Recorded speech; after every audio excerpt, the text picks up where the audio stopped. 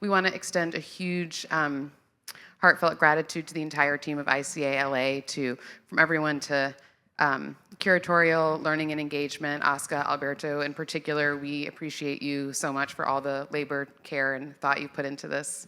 And the whole frontline staff have been absolutely amazing. Yes, please give it up.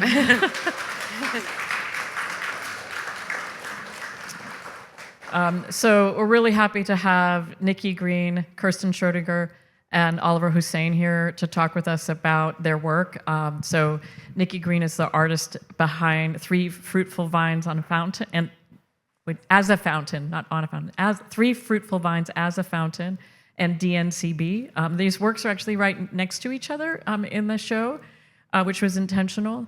There's a strong connection. Well, you'll see as they talk the connections between their work. But I just wanted to say there's a lot of the haptic in both works, and I really enjoy having works that are staged in such different mediums that are also both engaging a strong sense of touch, and I think also inviting us to think too about the politics and the work that can be done through touch, and maybe some of the work that can't.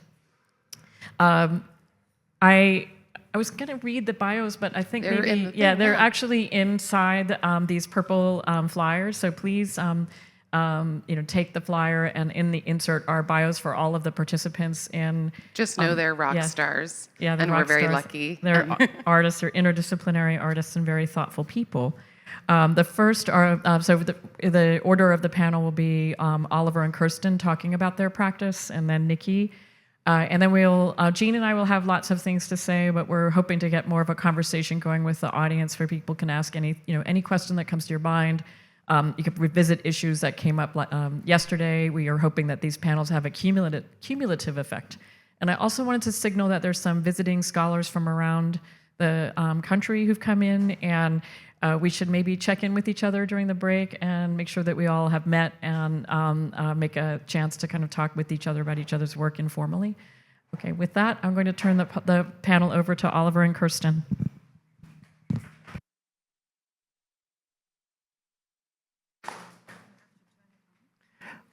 Thank you so much, and thank you so much for having us. This has been a big production. We wanted to be here mid-January. That didn't work out for obvious reasons, and so we're so glad to be here and to also see the show and see the context of the show has been so exciting for us. Kerstin and I have been working together on this project DNCB that is part of the show.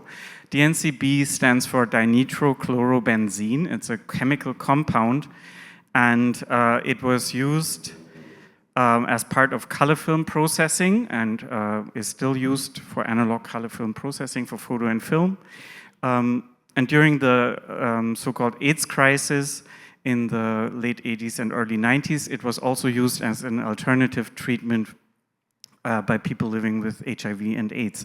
So when we learned about this confluence of history, we were immediately interested and drawn and fascinated by this weird coincidence and this overlap. And both Kerstin and I work a lot in analog film and other and video and other forms of moving image. And this is kind of this is the direction that we came at this. And so what we want to do today in this little presentation is tell you more about this research that went into the work and how we got to the shape that it has now. It's really a long-term project that we've been working on for many years, and so we also want to tell you about the other forms that it took on, and give a bit more of context to this history of the NCB and the histories we kind of drew out of it. Continue. So we begin with this image that we found in an archive that shows the application of DNCB. So this is a picture. It's the photographer is Chuck Nacke, and it's you see someone applying DNCB lotion to an AIDS patient with Kaposi sarcoma lesions, and it's from San Francisco and from 1987. So this image became very important for us, and of course it's a very stark picture and maybe difficult to look at, of course, but it was also kind of, let's say, a witness account that this history actually took place. And it's the starting point of our research into this. And the second starting point was this article. That's actually where we first learned about this story. And this is an article that was published in Spin magazine in 1994 by author Greg Goldin. It's called AIDS, Words from the Front. And it tells this story about this chemical and also this kind of transition from the photo lab to the application on skin as a treatment. And this, we have to say that this column, it was part of a column that was run in Spin magazine between 1987 and 95. And it was edited by quite controversial journalist Cecilia Faber, who has been criticized for promoting also AIDS denialism. So there was this, it's the history of this chemical is also part of this history of conflicted treatment policies and also denialism. So that's a bit the conflict also we had in the process of our work. But then we continued the research basically, and so Kerstin went to San Francisco early this was in 2017, and found a diary by Blaine Ellswood, who was one of the first people who actually tried DNCB on his own body. So a dermatologist in San Francisco, Bruce Mills, was the first doctor who experimented with DNCB. DNCB was already known as a treatment for warts, and he tried it on patients with Kaposi sarcoma and noticed a beneficial effect. And so Blaine Ellswood got very excited about this. He was an activist and journalist, and it's very touching. This very touching diary talks about really in kind of real time, tells about his own experiments with DNCB, and it also tells about this moment when people were really trying everything that was available, and when they felt really left to their own devices. And so we both had maybe a slightly romanticized idea around this idea of alternative treatments and being kind of anti-capitalist and anti-medicinal industry. But the more we learned about actual witness accounts from those times and the more we read about it, we realized that it's actually most of it is a sign of despair, right? Like, so that it was a very sobering part of that research. So Blaine Ellswood became an AIDS activist and self-taught medical researcher, and he was also part of the one of the first guerrilla clinics that was founded in San Francisco called the Kamikazes. Yeah, so the Kamikazes were probably an early model of self-organization for AIDS treatment. And then in 1993, there was a book published, The Anarchist AIDS Medical Formulary, a guide to guerrilla immunology by Charles Caulfield, together with Billy Goldberg. And so that was actually came in the second. So there were basically two waves of DNCB promotion in these kind of circles of like self-treatment. There were these kind of newsletters published, AIDS treatment newsletters that were sent around by post. But then, so the first, say, appearance of DNCB was in the mid-'80s, but then in the mid-'90s or early 1993, around early '90s, there was a second, or the NCB was revived as an alternative treatment. And so there was this lay scientists and treatment activists who published this book, and this book actually contains the recipe how to order, and also the address of Kodak, where you could order the NCB in bulk from Kodak in like kilos, and then, or you don't say kilos, you say something else. And then you had the recipe to mix the solution to apply onto your skin. And so from this kind of lay scientist or this kind of lay knowledge exchange, I think it's important to note that although it is kind of related to this, also these forms of denialism or this kind of forms of we reject scientific medication that was very aggressive at that time. AZT was the drug that was available, and it had a very harsh side effects. So people were looking for alternatives to that, and it was a very intense conversation.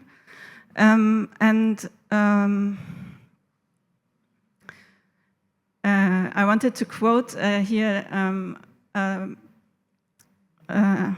AIDS researcher or sociologist Ted Kerr, who wrote about this in relation to our work, actually, but he said, like, reflecting on the ACT UP San Francisco brand of denialism, I think it was less about the NCB or any specific treatment per se, and more about who had the right and authority to decide what happens to a body made sick, made marginal.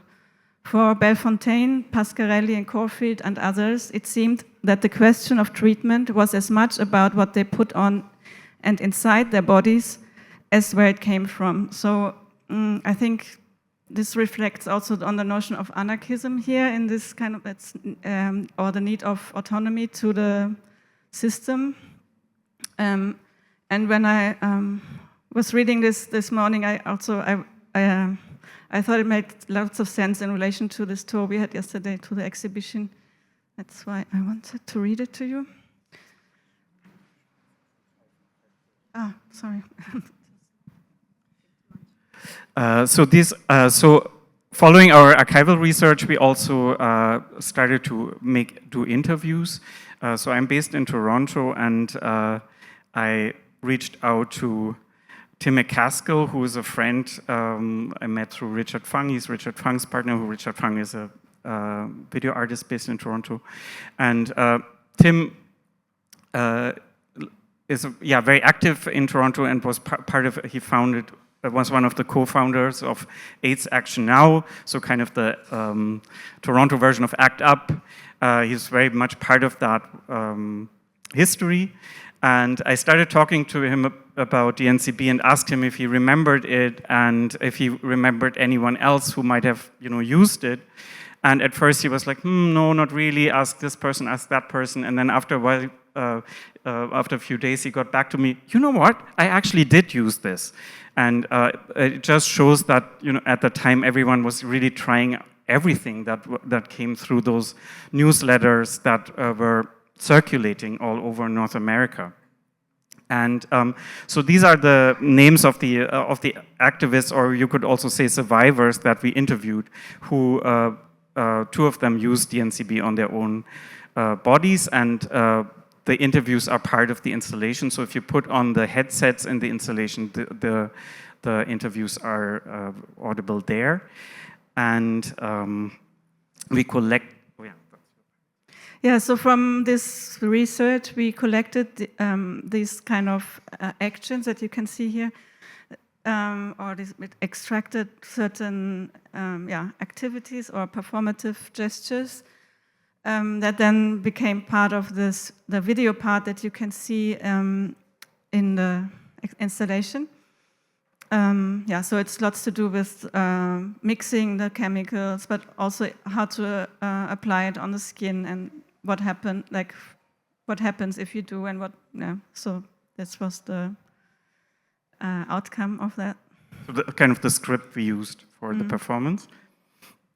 We also looked at a lot of video art of that time, so video art that was on artistic work, but at the same time work that was distributing knowledge about alternative treatments. So artists were using the tools of video also to distribute these, just these procedures and these recipes. And one video that was very important for us was this one by Stuart Marshall, UK artist who doesn't try DNCB. This is himself, his own body, but like other alternative treatments. I really recommend this video called Robert Marshall by Stuart Marshall. And then just this aesthetic also of the 80s and early 90s video art is so different to the aesthetic that contemporary work about care is using.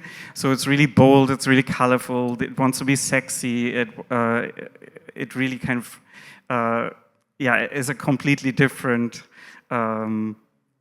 aesthetic history. And so these are also some titles that we looked at. Richard Locke, another California connection in this, was a porn actor who toured North America, many cities, to demonstrate, do like a kind of a strip show where he was also demonstrating the use of DNCB on his body. So we kind of reflected on that history of video art in the shooting of our own video part in the work. So we, as I was saying before, one part was like transforming these kind of descriptive actions into a kind of script for performance, or like a improvised performance, let's say. And the second one was to actually also pick up on this kind of colorfulness or the playfulness that also exists within these video works. And here you can see a production still from our video shoot. And here I also want to say that the people involved in the video, the performers, and us, we were all kind of changing positions. So it was also us performing, but also people behind other people behind the camera. And so it was actually quite experimental, and also had some kind of playfulness or like improvisation. And we played Patrick Crowley music throughout the entire shoot. Yeah. So we started to show this work and our research as performances. One reason was actually very practical. We got multiple smaller, like municipal grants for the production of this, and always had to show something right away. And so we decided to do performances. And this was the first one in Berlin in 2018, where we just had completed the video and another, not the film that you see right now, another 16mm film in there. And but maybe you mentioned that because it was shown at the Schwules Museum in Berlin, and it was actually because it was a work in progress, and we were kind of actually asking the audience also for reactions or thoughts. And then because it's the Schwules Museum is an institution that also comes out of the gay movement of the 80s, and so there were actually a lot of people who really engaged with us in that, and was very, very moving and important for us. Mm-hmm. And maybe because it was such a rough version, it was very inviting dialogue and feedback. And then we did more. We kept evolving this work. We live on different continents, so each time we had an opportunity to work on it again, we did that again. This is from a performance in Vienna. In a cinema at Mumok, and then we ended up this version that we have here in the show right now, which includes an animated 16mm version of the anarchist handbook recipe that we mentioned earlier. This version was realized in Berlin in 2021, and we had the chance to also work in the lab together in Berlin on the film. And this version also includes the soundtrack that was made by a London-based musician, Aine Bailey. Yeah, and this is touring since then, a bit different places, but also obviously this was in a show in Berlin. It was around Derek Jarman's The Garden, so it had also quite interesting connections, both through the kind of the garden as a non-toxic healing environment or treatment environment, and also the filmmaking and gay history, let's say.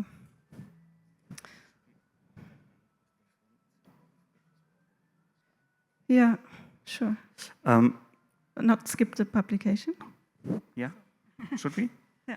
Okay. So we did a publication with all this research that happened. We published in 2022 because we also wanted to give a forum for the full-length interviews, and there is no. As far as we know, there is no writing about DNCB. It's such an obscure detail of treatment history that we thought it deserves a publication. We wanted to maybe end with the process of the film that might also link a little bit over to Nicki's work. Because so having a 60mm film in the installation was, of course, very important to us because of this theme of film development. And early in the research, when we talked to the AIDS activists, we also tried to reach out to chemists that were part of Kodak to learn more about what the NCB was used as on that side, on the film processing side. It was very hard to get that information. We eventually found out that it was a coupler for the yellow magenta layer of film. So this idea of color and film and skin and how they're interconnected were really important for the work. And the 16mm film was then hand processed by us. So for the first version, we used turmeric because of this idea of yellow. We used turmeric as part of the developer.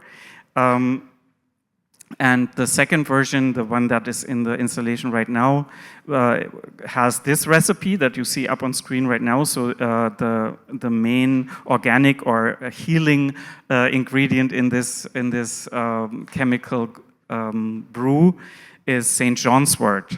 St. John's wort is a flower that contains hypericin, which was, as we learned in Berlin, actually, while we were there, which was also an alternative treatment used in Europe mostly, or in Germany mostly, as an AIDS treatment. Yeah, okay, we finish it here now. We could speak about why we continue, but maybe we can do that in the Q&A. Yes. Yeah. Thanks so you. much.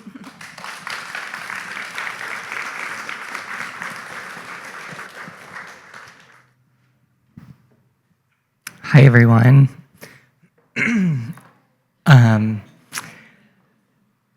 I'm so excited to be here and talk about this piece and this really special show. It's been really kind of an incredible experience and has really pushed my practice in a way that I had been sort of thinking about, sitting with for a long time, and I'm really grateful for this experience.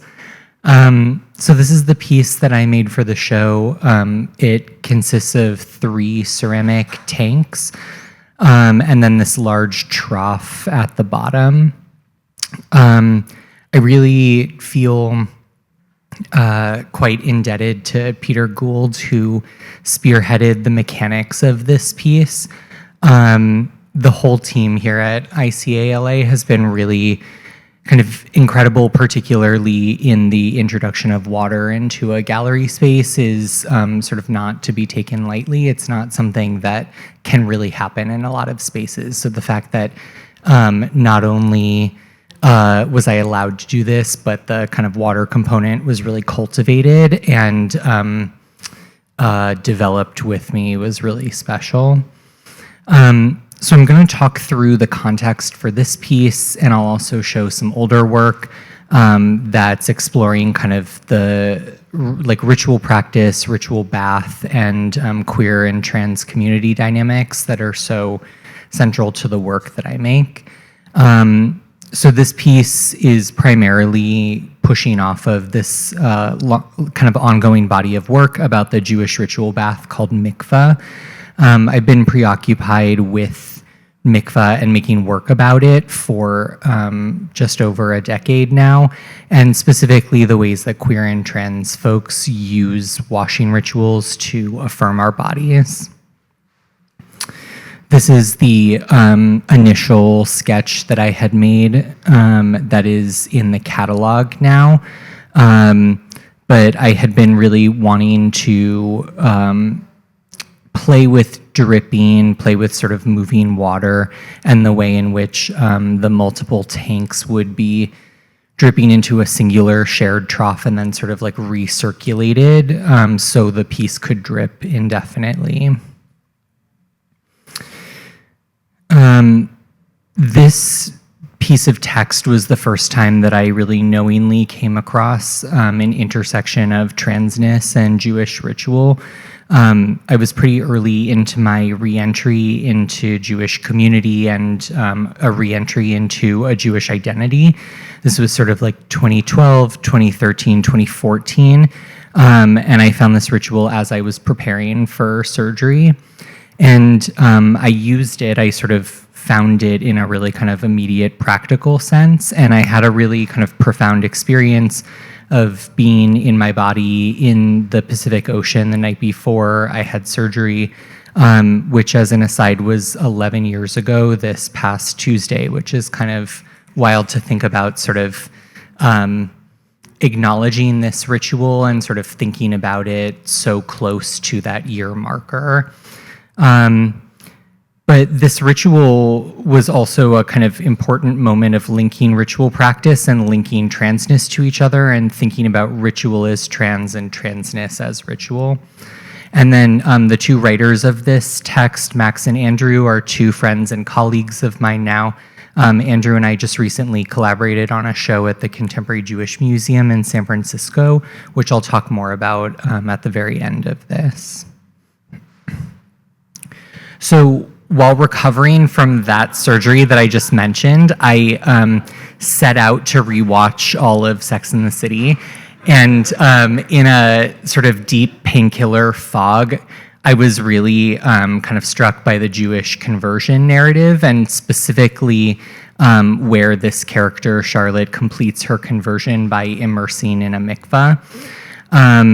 And there was this kind of revelation that I had that in these kind of beautifully composed images, the mikveh is a tiled space, and the tile sort of folds this ritual environment into the language of ceramic materials.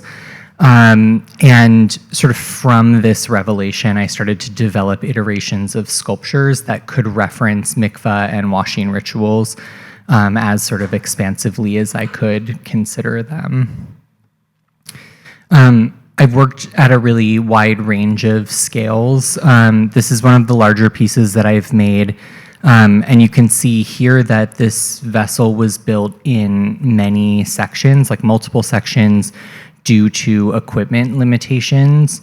I engineered the form to fit into small kilns and then be reassembled after firing with bolts on the exterior of the form, which is also a technique for the trough in the piece here that I used, particularly as a way to make an 8-foot trough and then ship it across the country from my studio in New York State. This was the first time that I had made a sort of large sculpture, large mikveh sculpture in a single form or a single piece. I had come out from the Bay Area to Cal State Long Beach during the summer of 2019 to make this work for the Craft Contemporary Ceramics Biennial. And this was a really important opportunity for me to push scale, but also to think about the presence of these mikvah forms in relationship to bodies, and to think about intactness as a strategy. I had been really leaning on seams and a sort of breaking of a form for many years before this, and having the opportunity to make an object fully intact, I think, is really rare in ceramics, to have that kind of equipment access. Also around that same time that I did the Cal State Long Beach residency, I also did a residency at the Kohler Plumbing Appliance Factory in Wisconsin, where I was cutting up bathroom appliances and sort of Frankensteining the parts together, and trying to process through how I could sort of take the materiality of the bathroom and then make transaffirming washing devices with them.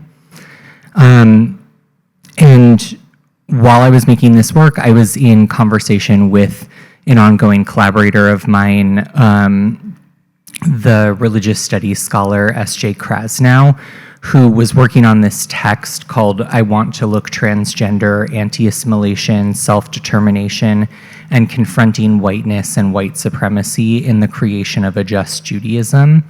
And in this text, they say, quote, even if one retains the traditional idea of the mikvah as a tool of purification, in the trans ritual, the purification is not of the trans body, which does not need purifying, but of the negative effects, the filth of engaging in the normative queer and transphobic secular and Jewish worlds, end quote. So this really remains an important way that I'm framing this relationship to transing, which is this invoking of Susan Stryker, a sort of transing of ritual practice and a transing of ritual objects. So to sort of jump forward about a year and change ago, I was invited by Jenny Hata Blumenfeld. Here in LA, she runs Atla projects to make work for a cup show. And this is the piece that I made. It's a Nägelwasser, which is Yiddish for nail washer. And it's based pretty directly on a standard Orthodox hand washing cup. And the engineering here is really simple compared to some of that larger work. And it was really an important opportunity to introduce water into the work that I was making. I had only ever really been focused on vessel sculpture as a way to talk about function and to talk about access, but to really like avoid having to engineer an object. I think I was more focused on the presence of the object rather than the actual ways in which the object worked. And I think the sort of success-fail relationship of engineering a sort of practical or functional object felt both maybe kind of annoying to me, and so I just kind of would avoid it by making sculptures of functional work. And it's really the scale of this form that makes the work and makes the engineering more accessible. It really doesn't need to hold water for any length of time. And so the porosity of the clay doesn't really become crucial to engineer here. And the small scale also brought forward this relationship to the domestic space more directly. And I began sort of revisiting the tank system as I got into conversation with ICALA. So the piece here, and specifically the tanks in this installation, are based off of 14th century French lavabo designs. I had never really seen these objects in the context of Jewish practice before. But while I was doing research for the commission, I had sort of remembered seeing one of these forms in this Swiss film that the stills are on the screen of. and this film, The Awakening of Moti Wolkenbruch, centers this kind of high school-aged modern Orthodox boy who's pursuing a relationship with a non-Jewish woman, to the horror of his family, and it's sort of the anchor of the film. But I was particularly excited by the way that at the end of the film, when Moti comes home to confront his mother about like the love that he's been developing, the lavabo is directly visible next to the front door, and as he enters the scene, his mother's head sort of pushes into the frame, and it sort of stands in for the ritual objects, or for the ritual object, and it becomes this kind of tether to his Jewish family life and kind of domestic ritual life. And so while this object was not something I had ever really seen in the context of Judaism or Jewish practice, it really collapses the kind of ritual space and the domestic space in the way that it's anchored into architecture. And I'm still really inspired by this. This installation here was the first time I had really built work into a space. I had always made these kind of discrete objects, and I'm still really kind of excited by this idea, the sort of altering or developing of architecture around sculptural forms, and I'm planning to continue sort of exploring this further. Okay, so now to kind of like shift slightly, I wanted to talk kind of quickly about some previous ways that I had been looking at objecthood and community dynamics. I don't think that the mikveh is not about those things, but I've also had this ongoing body of work that's specifically looking at queer and trans communities and the kind of materiality of them, and thinking about through those explorations how transness gets kind of mythologized. And I've actually continued to do that work historically with Chris Vargas, who's also in the show, who has the wallpaper installation in the bathroom, and the Museum of Transgender History and Art. There's been these really kind of exciting moments where we've been able to collaborate, or Chris has curated my work into projects, and so all of the ones I'm going to show you are in some way in relationship to Matha. So much of my early experiences of finding trans community was through kind of early message boards and early social media. I found the photoshopped image on the right via Tumblr, and I was sort of not only excited by the presence of this image, and what I came to find out was just a really kind of like seamless Photoshop job, but particularly the way that the dialogue in the comments of that image articulated this relationship to kind of like both believability, but also the way that that believability became kind of an artifact, however sort of real, quote unquote. It became this kind of artifact of trans history. And so for a show at the One Archives at USC that Chris curated through the Museum of Transgender History and Art, I repainted the photoshopped image onto this tulipier vessel form. And so I was taking this marble sculpture that was digitized, then digitally manipulated, and then I materially recreated the manipulated image and then redigitized it and then circulated it. So it's this kind of layering of documenting of transness and how kind of transness exists in the world. And I was, I think, trying to find ways to complicate historical accuracy, the archive, et cetera. And And for that same show, I had met and read this later digitized zine by Sybil Lamb, where in describing her orchiectomy in a hotel room with a body modification enthusiast that she had met online, she mentioned kind of briefly this DIY orchiectomy clinic that was run by 3 trans women on the Oregon coast in the early 2000s.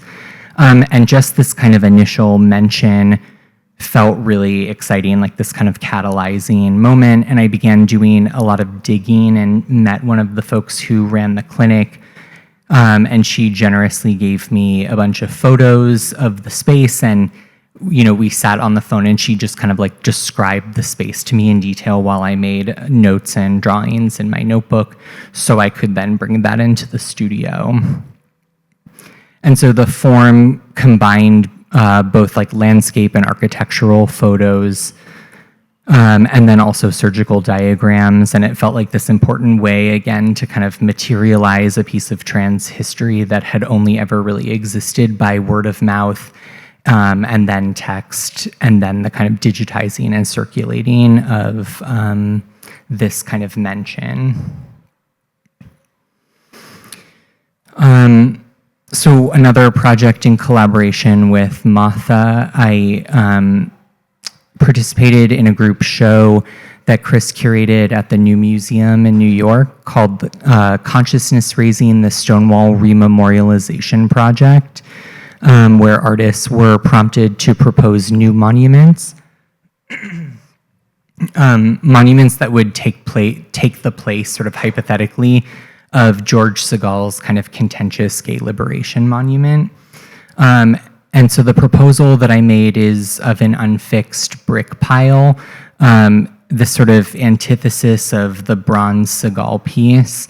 And the bricks have the Stonewall font pressed into them and are meant to kind of dissipate out into the world, ideally get used in the context of a riot.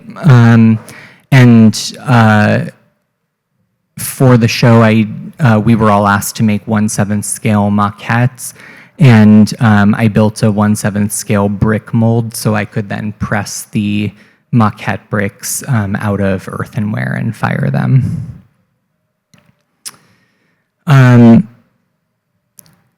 So another project that was maybe not curated by Martha, but was sort of presented through Martha or with Martha, was the commemorating of the Jeanne Compton's cafeteria riot that happened in 1966 in San Francisco in response to police brutality.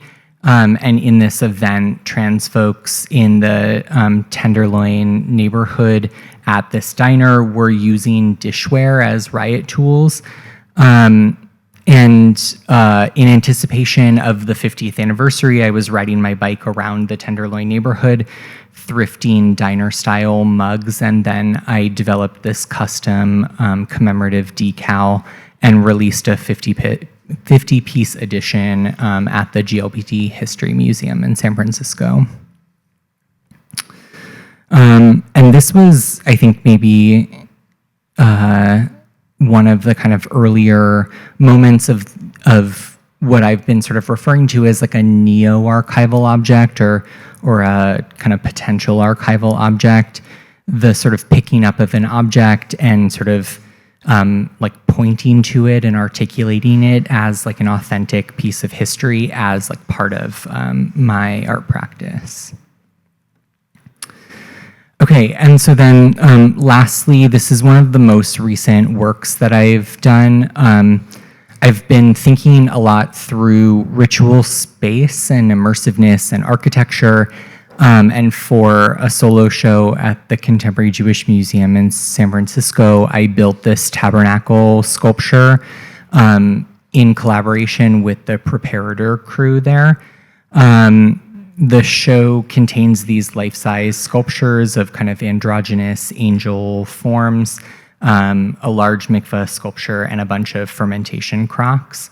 In anticipation of the show, I had been in conversation with the California Jewish Artists for Palestine, who had organized around the genocide in Gaza, and specifically the museum's opaque funding streams.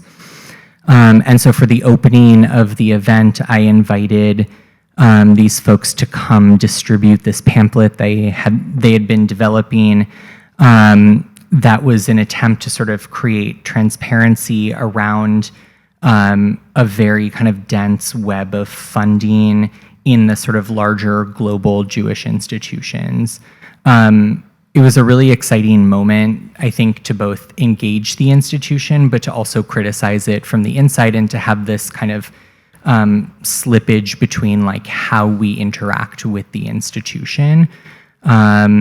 This was also the first time that the work I had made had been able to sort of become a container for an action. The idea of an object or a sculpture becoming this kind of container or vessel for criticality and community building wasn't something I had really considered before until I saw these images on Instagram. It's something that I'm really starting to kind of process through as the show has just closed, and I'm sort of trying to consider what the work might look like moving forward.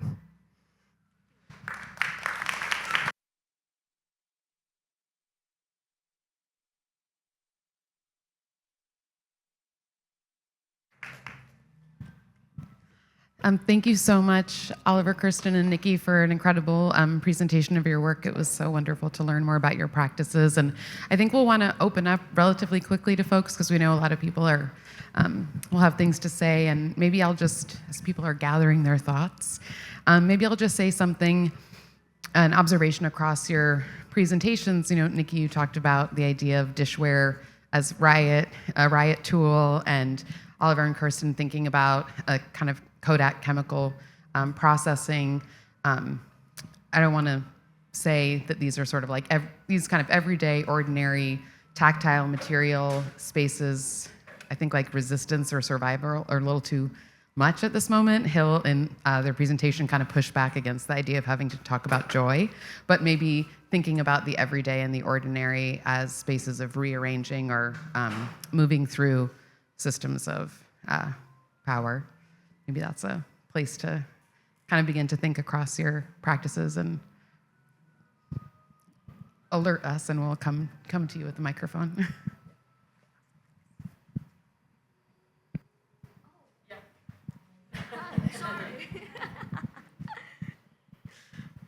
Hi. Oh my God, that was incredible. Thank you so much. This is so exciting to me because so much of my work thinks through touch, and I'm currently thinking through the concept of porosity, which some of us discussed last night.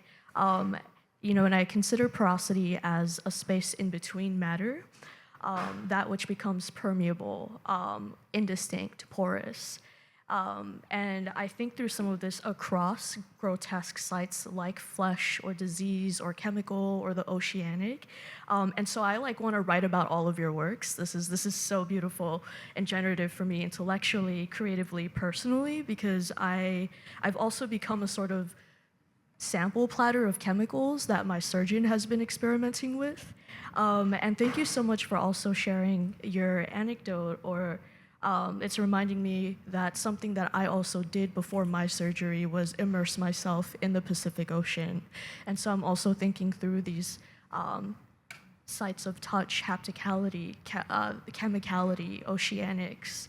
And so when I'm thinking through touch, I consider touch as the condition of porosity. I'm thinking with Octavia Butler as well, who writes in the opening line of Parable of the Sower is, all that you touch, you change. All that you change changes you. So that which you touch alters you as well. And we also discussed Tiffany Athabo King's porosity and the indigo stained hands.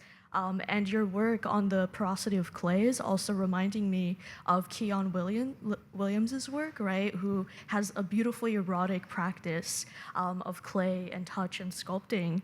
And so, just gathering a couple of my questions, I'd love to I'd love to think through further on the relationship that you all drew and the interconnectedness across color and chemical and skin.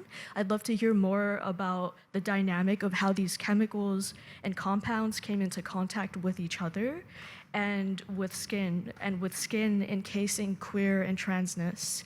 And something that I'm also thinking of now that you beautifully considered some of your ritualistic practices and the role of religion here is today I'm considering that this is the first day of Ramadan, which I'm observing. And there's also, right, an inhibition of ingestion of foods, liquids, etc. But I'm also injecting myself with chemicals. And so what does that entail for its sorts of implications of that which is considered sin or cleansing, right, across religion? But you've offered me a sort of reparative relationship to these modes of immersion and cleansing. So thank you so much for that. I just sorry, I like badly regurgitated everything and just word vomited some of what I've just like experienced here haptically. So I just love to think further. Thank you. Yes. So one thing I maybe want to say is that this chemical is toxic. So it has a and it's in a person that is not affected by HIV. It has you have a allergic reaction. Your skin has an allergic, or if your immune system works, you produce an allergic reaction. So what it actually did in this process was that it provoked, over the time of the application, over certain weeks or so, you would develop an allergic reaction, and that would be a positive sign, could be a positive sign for your kind of immune system to be activated. And so there was this kind of discourse around immunology, maybe. And I think for us, in this process, there was this interesting idea of the immune system was kind of invented at some point as also the boundaries of the body, you know, and there's a lot of metaphors related to the immune system that are kind of like warlike, you know, you kind of fight the virus, or it's like very martial metaphors. So we were actually also, when we played with these performative parts, we were thinking of the ends of the body as kind of more porous, so you could not necessarily decide where one body ends and the other one would begin. So there's a kind of ambiguity there, and it also creates a sort of, in the return, it creates maybe a different idea of what a subject constitutes. You know, it's not within the boundaries of a bodily shape or within the skin, let's say, or the surface of a body, but maybe it's actually something that is much more porous and much more open. Maybe I'll leave it.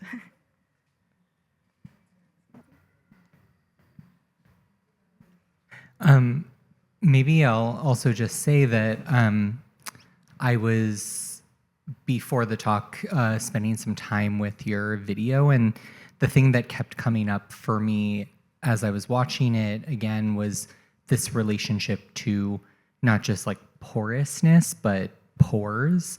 In the video, as the folks, the bodies, like putting material on their skin, something about the lighting really accentuated the pores of the skin. And then there was also something about the application of material and then the kind of like sealing it or reinforcing it with a bandage that sort of like pushes the material down like into the pores and allows it to sort of be uninterrupted and sort of inserted.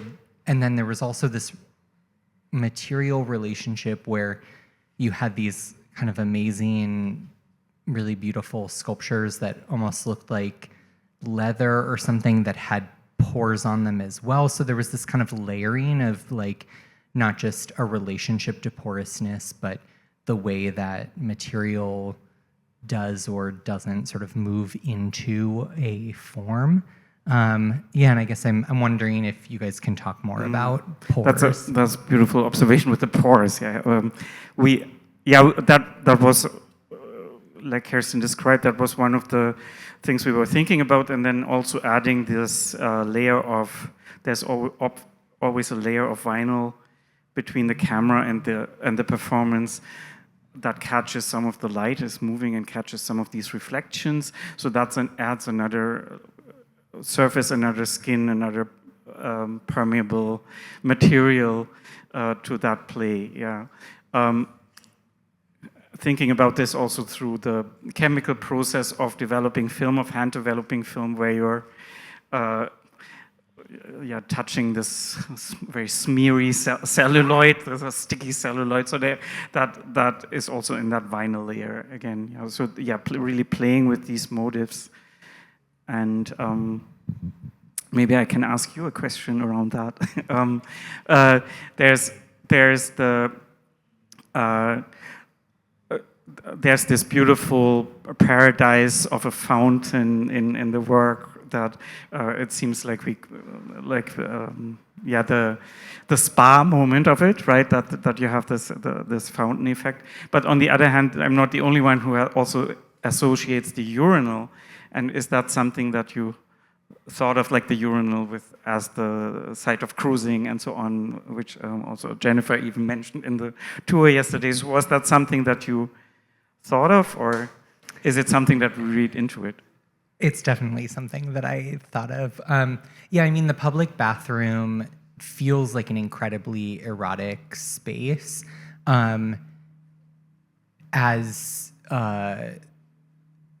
As somebody with this kind of history and what feels still kind of like a tether to gay men's community, the idea of public sex or cruising feels really significant in the way that I think about the bathroom space, really kind of centralized, as well as, all of the kind of trauma and anxiety of moving through that space now. But yeah, I mean, I was at the Kohler factory sort of very titillated by getting to sort of touch and manipulate these objects that feel like they have all of this erotic charge to them. Yeah, and I think the trough that's in this installation here was this direct reference to the trough urinal that feels so kind of present in gay bar and like leather bathrooms. The way in which like multiple bodies urinating, but multiple bodies sort of like leaking or kind of sharing a singular kind of receptacle. Felt like this. I'm just kind of like thinking through like language in real time right now, but like multiple forms all kind of urinating into the same trough urinal then becomes this kind of act of like collectivity and like shared experience in this kind of queer space and kind of queer erotic space.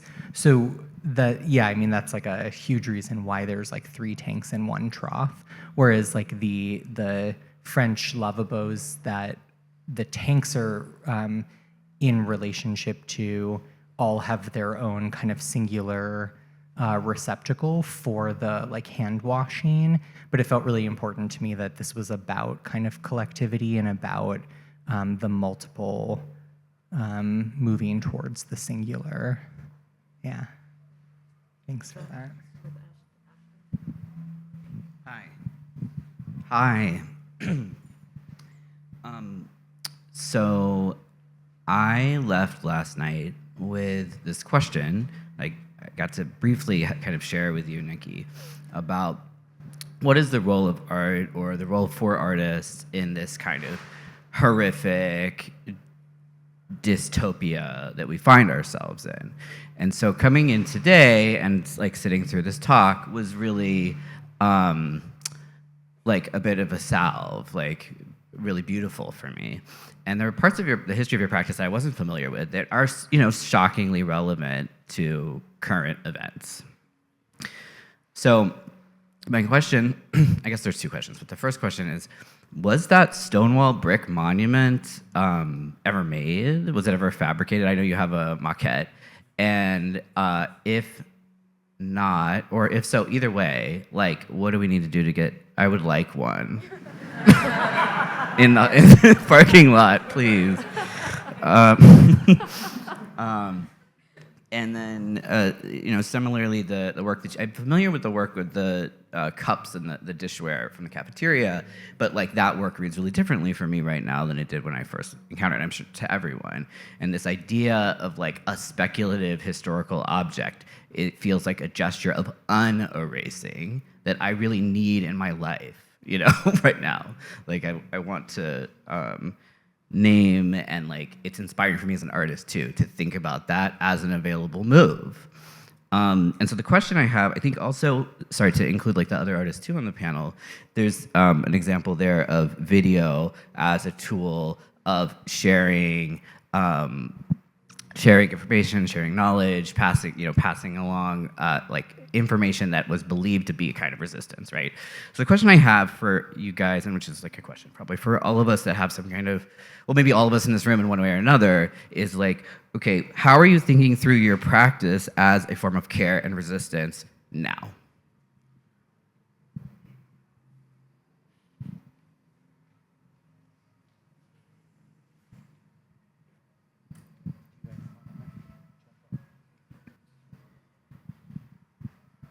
That's such a big question, yeah, and so urgent.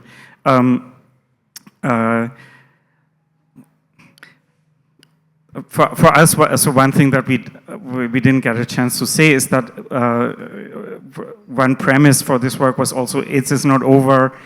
We didn't want to make this only a historic piece, and that's one reason why you don't see the people we interviewed in the visuals, and you only see young bodies, and it's like we wanted to have a current feel to the whole thing, to bring this into the now and not make it a piece only about talking about history. But then on the other hand, looking at this history and our own learning process of this history is what helps us to now with these moments. Yeah, so I think it's both things. Yeah, that's what my answer to that. Yeah.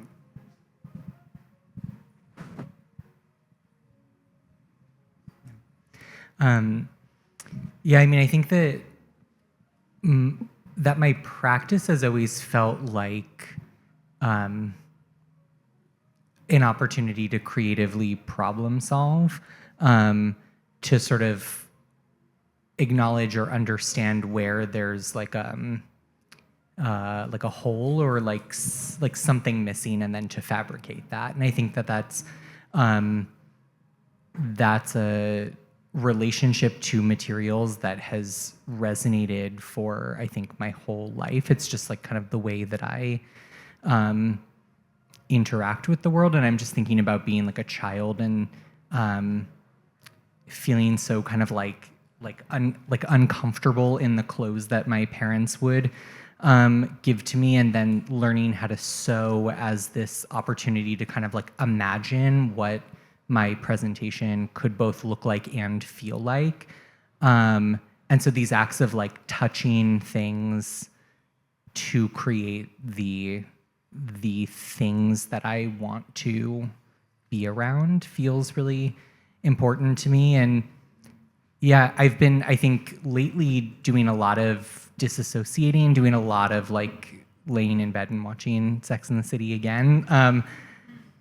And that feels like this huge salve, and also has sort of kept me from really kind of feeling deeply sort of how scary this moment in time is. And there was something about the erasing of the T in GLBT or LGBT and erasing the word trans off of the New York Park Services websites that really sort of like shook me out of the like kind of numbness, the way in which like these letters or these words being erased were also being done without any sort of relationship to continuity or like grammar. So it would just be this like absence of text, absence of letters that felt so kind of shocking to me. And it was really, I think, one of the first moments recently that I was really kind of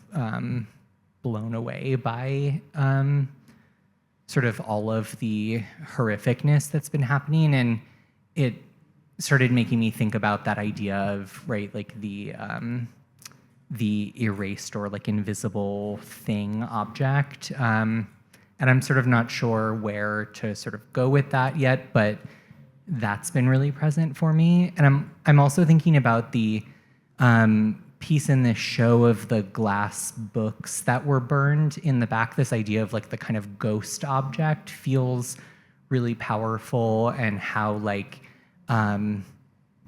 how a kind of, a missing form then sort of like shows back up into space, and what the materiality of that new form looks like. Anyway, just kind of rambling, but thank you for that question. While we pass the mic, I just want to respond a little bit to say, something about your question got me thinking about, like, there's the porous, but there's also the prophylactic, right? So that there's, especially in DNCB, that there are these, like, you're looking at things through these layers that we might be able to see through or project ourselves past, but there's a fundamental line that we cannot cross, right? Meaning, like, we can't go back in time, for example, or, and then I was thinking too about like the archives, how this whole world opens up. You have these two different stories about seeing these images, one on Tumblr, and it's like the one on the right is so much more realistic in so many ways, and sex is restored to that in a way it's actually stripped out of the other image. But I was like, the way you can just like kind of fall into an image and then, all this work comes out of it, which is sort of a different story. Sorry, those two things are not related. But that tension around the prophylactic and the porousness, sorry, I'm looking at Max because Max has an interest in histories of like the leprous and the diseased body and the attraction to the surface, to skin and to touching the wound, and all those kinds of tensions that are kind of brought up in that. I found myself sort of thinking about there are connections that are kind of deep and spiritual between the way that you are all kind of moving into that kind of space.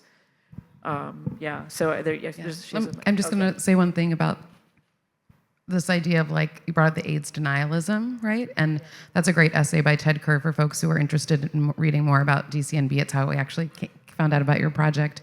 And that kind of space, I think you talked about despair and desperation in San Francisco, also the kind of like anti-poppers movement that was part of AIDS. Like, there's this tension where a drive to heal and a drive for, and that kind of driven by desperation does meet up against these things like AIDS denialism or the COVID stuff, all of this kind of thing. And then Nicki, the work that you referenced around also like DIY clinics. And I guess our exhibition is really about kind of the edges of science, the edges of medicine, places where care moves into the center and like edges out these certain forms of reason that are unreasonable. So I don't know. It's just a kind of a thought but yeah. Okay.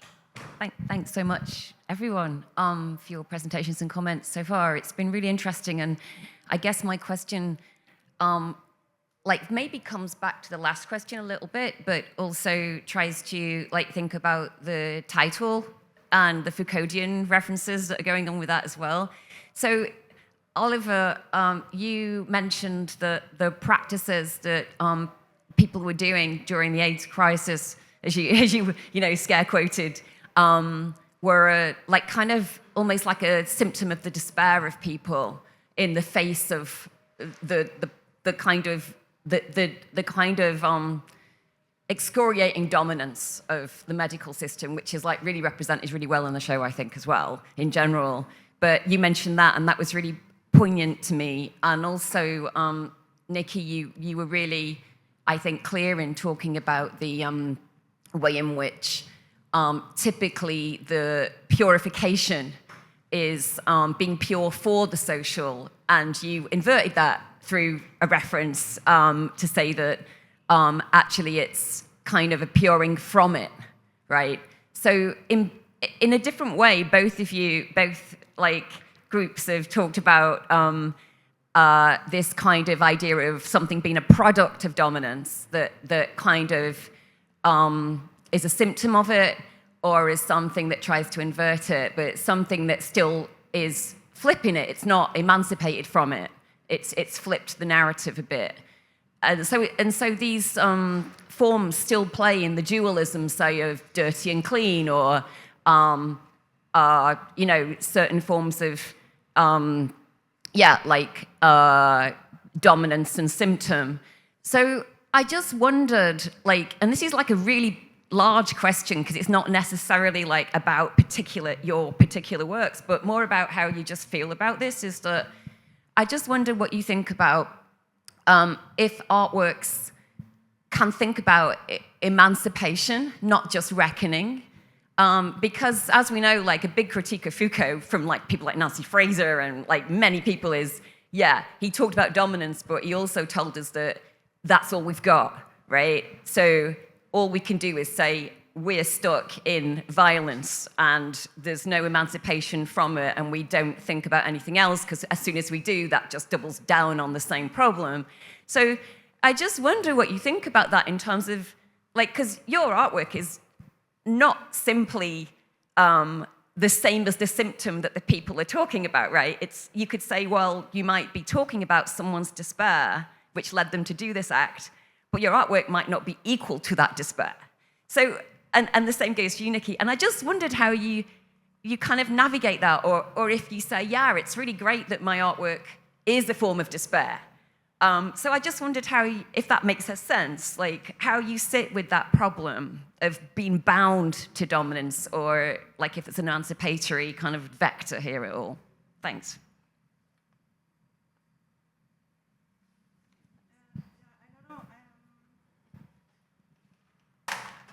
Maybe I also think it's a very acute question, maybe, that you're raising. Or I was thinking also maybe more in relation to this notion of repair that's also in the title of this meeting or gathering, and also in relation to this paranoid pessimism that you were talking about last night, that I'm not sure if it can be reduced on despair as a response to dominance, because I think it is actually also, it's not just black and white, it creates actually something else. It's productive in some way. It's not just responsive or reproductive. That's a very Foucauldian assertion, right? Which is that, it's like that we operate with that kind of just like top-down model of like power presses down and suppresses. But, one of Foucault's most insistent points is that that power in this sense is producing, and producing as we resist. And there's a whole archive kind of embedded in your work about this, which is all that video art that comes out. That's also like such a huge site for the emergence of queer theory, is like the kind of explosion in LGBTQ film and video practice. I mean, just like the Frameline Film Festival and the experimental wings of that, and the fight against homonormativity in cinema and all that. I think of it as actually really like an important proving ground for the emergence of what we call queer theory and all this kind of thinking. And that video archive is so central to it. And it's one of the things that was kind of blowing my mind when you were talking too, was just how far away I feel to this art form that was so important in the 80s and then especially in the 1990s. And it was all like super sexy. And emerging out of a space of like absolute necessity, kind of there's a despair, but there's also like it's sort of like coming out of it's like why do people write poetry in a war? You know, why do people make art in the times of enormous crisis when your lives are at stake, right? And there's all, you know, so why make this video art? Because it's like it's telling people how to live and how to take care of themselves, right? So, sorry, it's not a super coherent response, and I can't wait to keep going on the Foucault points over the 2 days. I'm like hoping you're coming back.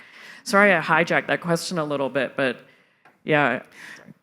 One thing that Darian, one of the elders we talked to, highlights is that the AIDS movement actually had to get exactly over that duality or over that kind of thinking. And that's something I think we can also use right now.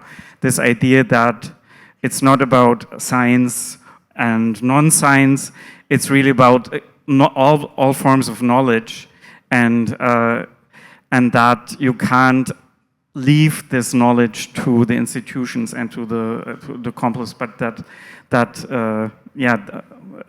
basically what they did. They all, like, this movement turned scientists themselves and also lab rats themselves, right? And so all that,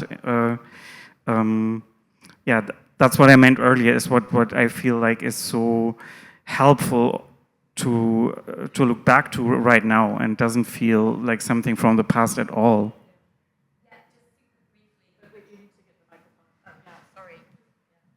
I'll be super quick.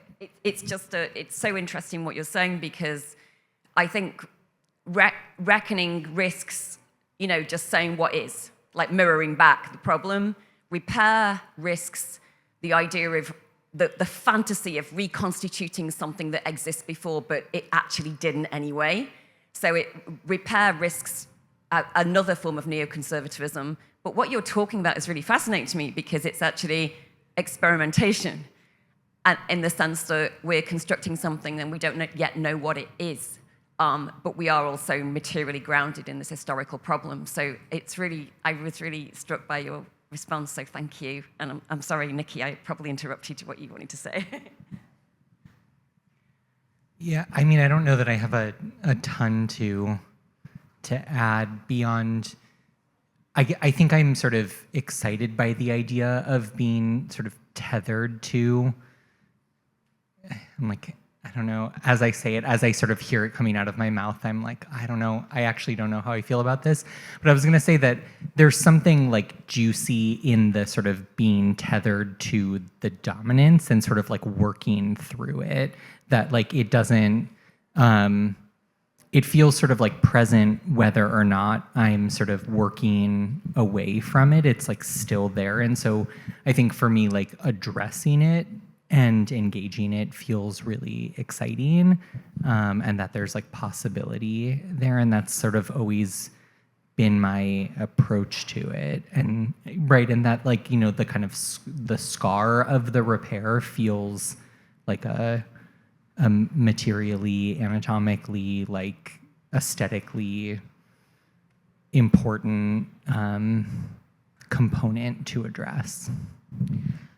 Right back there next to Joseph is a question I saw. Oh.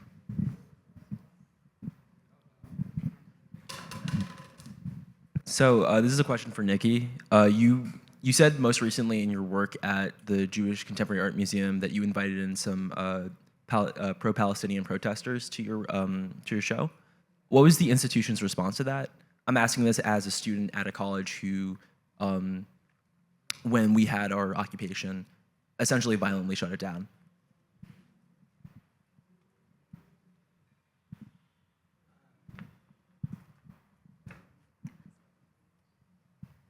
I had been in conversation with the institution about my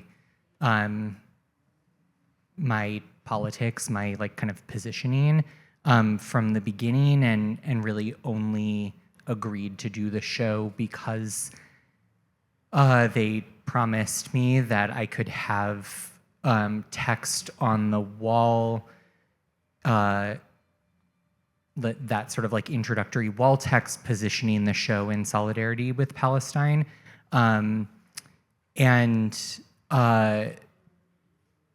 It was really fraught. I mean, the inviting the sort of bringing of the California Jewish artists for Palestine was really contentious. It was,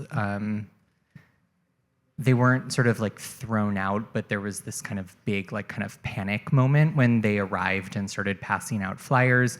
After the fact, the conversation was about sort of like the actual content of the flyers feeling sort of threatening to like the board members in the kind of exposing their political and financial allegiances, I guess, like where they were putting money in. And that became the kind of focus of the discussion of like the method of delivering that information. And so the folks flyering were asked to not flyer inside the space ultimately, but they could flyer outside the space, which is something that they had been doing in the show that had opened just previous to mine, called the California Jewish Open, and their protest got a lot of visibility, which was really exciting, and they had sort of an action outside of the museum, but there was something about at least like trying to bring them into the space and bring the material that they had been working on into the space that felt important. It was like, you know, ultimately not quite as smooth as I had sort of dreamed it might be, but yeah, I mean, I think the fact that the museum was open to bringing like an anti-Zionist Jewish artist into the space for a solo exhibition, and not just like allowing me to be vocal and sort of visible with my politics, but sort of like feeling open to that vocality felt promising to me. I'm not like sort of fully convinced that it was quite as like successful or like visible as it could have been. And, you know, I was really encouraged to drop out of the show, to just like cancel the show and sort of walk away from the institution. And there was something that felt really significant about following through with the show and sort of like doubling down on my own politics that felt really important to me as I sort of got closer and closer to the opening.